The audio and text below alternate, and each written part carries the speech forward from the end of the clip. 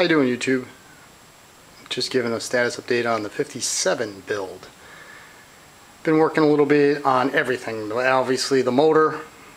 Over there you can see the green primed wheels. I'll show you something about that in a second. And then the frame is still over here in the parts. At first glance it doesn't look like a whole lot has been done, but there's been a little bit of progress. One is, this motor was off an RJ58 and the pulley was on the crankshaft still pretty good. I ended up having to, and this is an original RJ58 pulley I'm going to show you.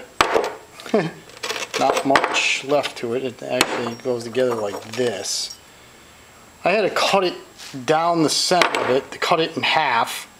Then I had to make a slice in it in order to get a tang, and then I had to beat the living you-know-what with the hammer and a punch in order to get it off the crankshaft. I did score the crank a little bit with the hacksaw when I was cutting the width, but I mean, I had to beat the living you-know-what off this thing.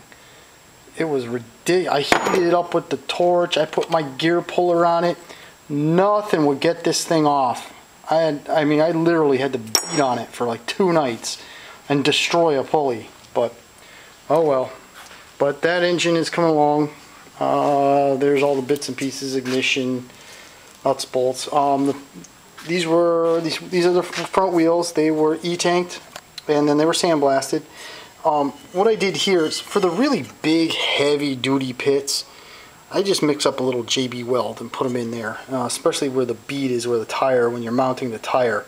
The rest of the pits will get filled in with a little coat of cheese, and I'll just lightly sand it out, prime them, and then these will be mint. This wheel is actually in pretty nice shape. I mean, it is pitted, but not as bad as this rim. This rim was pretty bad, and you can really see the pits in it, and the reverse side is pretty pitted too. It's evenly little pits everywhere, so I'm going to just sand out this JB welder where the real big pits are, and then just coat them up. Over here on the frame, the new speed selector is all made. I cut the steel up, welded it all together. It looks real good. Threaded the top for the ball. So that's all set and done.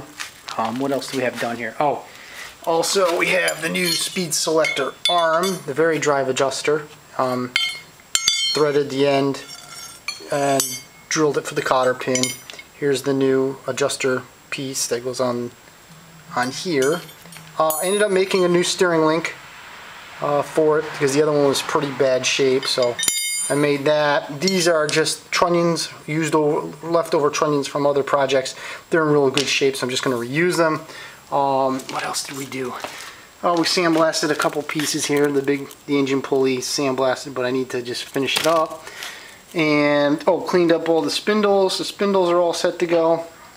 Going to finish up the hood stand holder. I haven't stripped any more of the orange paint off yet, but there it is. I just haven't been working quite as fast on this one as I did the other one, because there really is no goal, so to speak, to have this done by any particular time. Oh yeah, I forgot to show you this here.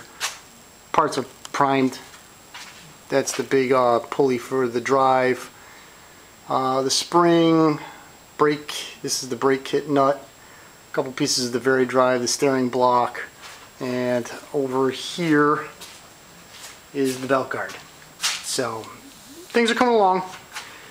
I won't be able to work on it much this week. I got a lot going on, so there we are.